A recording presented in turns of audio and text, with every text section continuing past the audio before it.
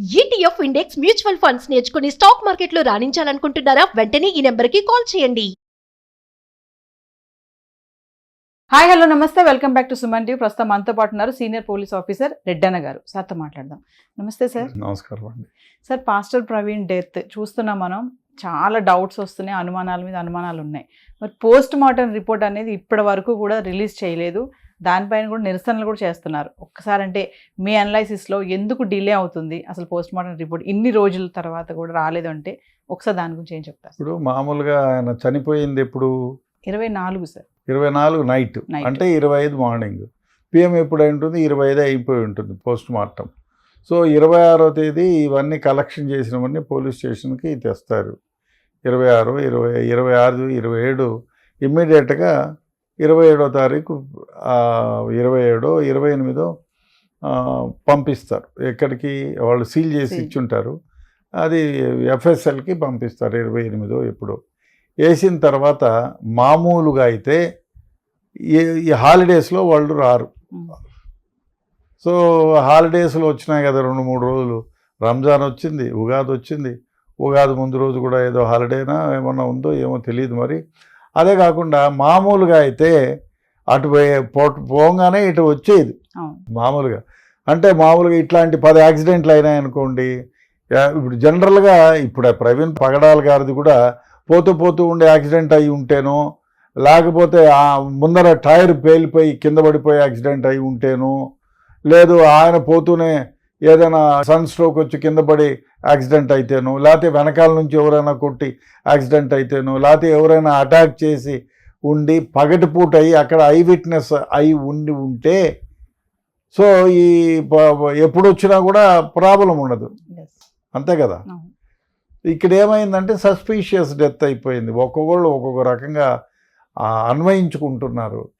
జనరల్గా ఏమంటే మీరు ఒక వ్యవహారంలో ఎవ్వరికీ తెలియని వ్యక్తి ఒక దగ్గర చనిపోతే జరిగింది కూడా యాక్చువల్గా.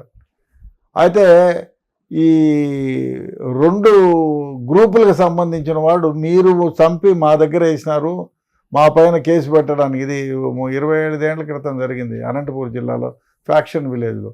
వాళ్ళు అరేరే కాదు మా పైన కేసు వేయాలని వీళ్ళు, యాక్చువల్గా జరిగింది వేరే అక్కడ. సో కాబట్టి ఈ విధమైన దాంట్లో కొంచెం మామూలుగా ఒక యాక్సిడెంట్ అయింది అనుకోండి ఈ టైంలోనే, దానికంటే ముందు 10 యాక్సిడెంట్ల కేసులు వాళ్ళు ఎఫ్ఎస్ఎల్ రిపోర్ట్ ఇవ్వాలి కదా. సీరియల్గా ఇస్తారు. మీరు పంపించగానే ఇవ్వరు. మర్డర్ కేసులో కూడా విసిరాలు ఉంటాయి, సీరియల్గా పెడతారు. సీరియల్గా పెట్టి సీరియల్గా ఎగ్జామిన్ చేస్తారు. Unless there is a pressure.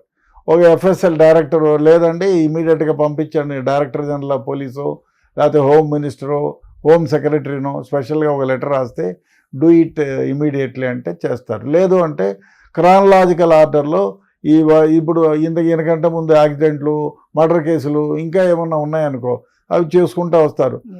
అది చేయలేదు, అటు విధంగా చేయకుండా ముందరకే చేసినారంటే ఎందుకు ఇది ముందర చేసినావు, వాట్ ఈజ్ యువర్ ఇంట్రెస్ట్ అని అడగడానికి చాలా వ్యవహారాలు కూడా జరిగినాయి. ఎందుకు ఇంత తొందరగా చేసినారు, దీనికి ముందు లేవా, ఎందుకు ఇచ్చినారు రిపోర్టు అనేది క్వశ్చనింగ్ చేస్తారు. కాబట్టి వాళ్ళు unless you have a requisition they will not do it. మామూలుగా రిక్విజేషన్ ఇస్తే సీరియల్గా వాళ్ళు చేస్తారు, అదేవిధంగా కూడా రిలీజ్ చేస్తారు. బహుశా ఇది హాలిడేస్ 2 వచ్చాయి, 2 రోజులు హాలిడేస్, రంజాన్ వచ్చింది, ఉగాది వచ్చింది. వాళ్ళు అప్పటికే చేరుంటుంది. అక్కడ చేరిన తర్వాత కూడా ఎఫ్ఎస్ఎల్కి ఇచ్చిన తర్వాత వాళ్ళు రికార్డులో ఎంటర్ చేసుకోవడానికి 1 రోజు పోతుంది. ఆ తర్వాత ఆ సీరియాలిటీ కోసం పక్కన పెడతారు. ఆ తర్వాత హాలిడేస్ వచ్చాయి 2 రోజులు. ఆ హాలిడేస్ వచ్చిన తర్వాత దీనికంటే ప్రయారిటీ ఉన్న కేసెస్ ఏమిటో చూస్తారు. ఆ విధంగా నెమ్మదిగా చూసుకుంటూ వస్తారు. వాళ్ళు ఎఫ్ఎస్ఎల్కి కూడా విసిరా అవి రీడ్ చేసేదానికి 10 టీములు ఉండవు, 1-2 టీములు ఉంటాయి. వాళ్ళే చేయాల్సి వస్తుంది. అది క్షుణ్ణంగా చేయాలి కాబట్టి ప్రతి ఒక్కటి సో టైం పడుతుంది. 1 రోజు పట్టచ్చు, 2 రోజులు పట్టచ్చు. ఈయనకంటే ముందు ఇంకా 10 కేసులు ఉన్నాయనుకోండి, లేదు ఆ ఎఫ్ఎస్ఎల్లో ఆ పర్టికులర్ రిపోర్ట్ ఇచ్చాయన హెల్త్ బాగాలేకో వేరే విధంగానో లీవ్ పెట్టాడనుకోండి, అది వేరే ఎవడన్నా వచ్చి చేయడానికి వీలు లేదు. Particular expert has to do it. పోనీ అట్లా ఎక్స్పర్ట్ 4 ఉంటే నువ్వు కాకపోతే నువ్వు రావయ్యా అని చేస్తారు. సో ఆ concern officer you do it అని ఎండార్స్ చేస్తారు. సో ఫలానా వాళ్ళకు ఎండార్స్ చేయమని. సో ఆ విధంగా డిలే అయి ఉండొచ్చు అనేది నా అభిప్రాయం. అంటే మీరు అన్నట్టుగా సార్ ముందు ఇచ్చేస్తే హడావుడిగా ఎందుకు ఇచ్చారు అని అంటారు. మరి ఇన్ని రోజులు అవుతుంది కదా, ఇన్ని రోజులు అయినా కూడా రాలేదు అంటే కూడా చాలా డౌట్స్ వస్తున్నాయి. ఏమైనా మార్పులు చేర్పులు అంటే జరిగాయా అనేది. తెలుసుకోవాలి, ప్రజలకి తెలియాల్సిన విషయం ఏమంటే జనరల్గా ఎఫ్ఎస్ఎల్లో ఇప్పుడు బాంబుల శివారెడ్డి మర్డర్ కేసులో కూడా మనకు ఇట్ వాజ్ టేకన్ 2 months ఎంతో అయింది మొత్తం విసిరా అంతా 2 months తర్వాత మనకు ముందు టెంటేటివ్గా స్మాల్ రిపోర్ట్ ఒకటి ఇస్తారు, Yes. పిఎం రిపోర్ట్, తర్వాత ఫుల్ రిపోర్ట్ ఇస్తారు, విసిరా ఎగ్జామిన్ చేయాలి, దాంట్లో ఏమేమి ఉన్నాయి అదంతా ఒక పెద్ద ప్రొసీజర్ ఉంటుంది. మనం చెప్పంగానే ఇటు కూర్చి అటు చూసి ఇచ్చేది ఉండదు, కాబట్టి డిలే అయి ఉంటుంది దాంట్లో. అదే కాకుండా దీనికంటే ముందు ప్రాసెస్లో ఉండేటివి ఉంటాయి అనుకోండి, ఇంపార్టెంట్ ఇది you have to do it అంటే చేస్తారు ఆగమేఘాల పైన, Yes. అదేం లేదు. కాబట్టి ఇది డిలే అయి ఉంటుంది అంతేగాని మనం ఇటు పోగానే ఆపరేషన్ థియేటర్లోకి ఎవరన్నా పేషెంట్ తీసుకుపోయా అది చేయకపోతే చనిపోతాడు ఇమ్మీడియట్గా చేయండి అనే పరిస్థితి కాదు కదా. Yes. అందువల్ల కొంచెం డిలే ఉంటుందని నా అభిప్రాయం. సార్ మీరు మామూలుగా అన్నారు కదా టెంటేటివ్గా స్టార్టింగ్ ఒక రిపోర్ట్ ఇస్తారని చెప్పేసి, మరి పాస్టర్ ప్రవీణ్ గారి విషయంలో అలాంటిది ఏమైనా ఇవ్వడం జరిగిందంటారా? మామూలుగా ఇస్తారు, జనరల్గా యాక్సిడెంట్ అయింది, we examined these so many injuries are there, this kind of injuries. ఇప్పుడు ఎక్కడైనా ఇప్పుడు తనంతకు తాను జారి పడిన యాక్సిడెంట్ అయింది అనుకోండి, ఆ జారుడుతో అయినటువంటి దెబ్బలు ఉంటాయి. ఎవరన్నా కొట్టారనుకోండి, కత్తితో కొట్టారనుకోండి, అది బాగా deep injuries, deep cut injuries ఉంటాయి. అదేవిధంగా బ్లంట్ దాంతో కొట్టారనుకోండి, బ్లంట్ ఇంజరీస్ ఉంటాయి, వాతలు ఉంటాయి, అవన్నీ ఉంటాయి. అదేవిధంగా వెహికల్తో కొట్టించింది అనుకోండి, సో ఆ మార్క్స్ ఉంటాయి, వెహికల్ పెయింట్ ఉంటుంది, అవన్నీ ఉంటాయి. ఒకవేళ కర్రతో కొట్టాడనుకోండి, ఆ కర్ర ఉంటుంది, ఆ కర్ర ఎటువైపు నుంచి కొట్టింది, అవన్నీ ఉంటాయి.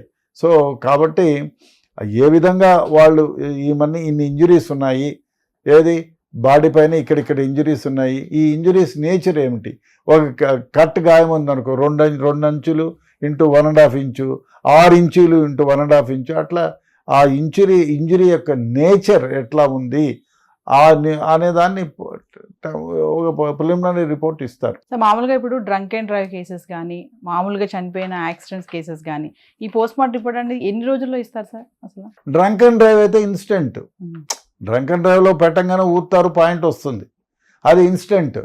ఇంతకుముందు అయితే అట్లా కాదు, డ్రంక్ అండ్ డ్రైవ్ బ్లడ్ తీసుకొని బ్లడ్ ఎఫ్ఎస్ఎల్కి పంపించి వాడు బ్లడ్లో ఎంత ఆల్కహాల్ ఉంది అనేది చూపించేవాళ్ళు. ఇప్పుడు అట్లా కాదు కదా, ఇప్పుడు లేటెస్ట్ మెషిన్ వచ్చింది, పెట్టి ఊతంగానే 100 పాయింటా 200 పాయింటా ఎంత వస్తే బాబు దాంట్లో వచ్చేస్తుంది, ప్రింట్అవుట్ వస్తుంది.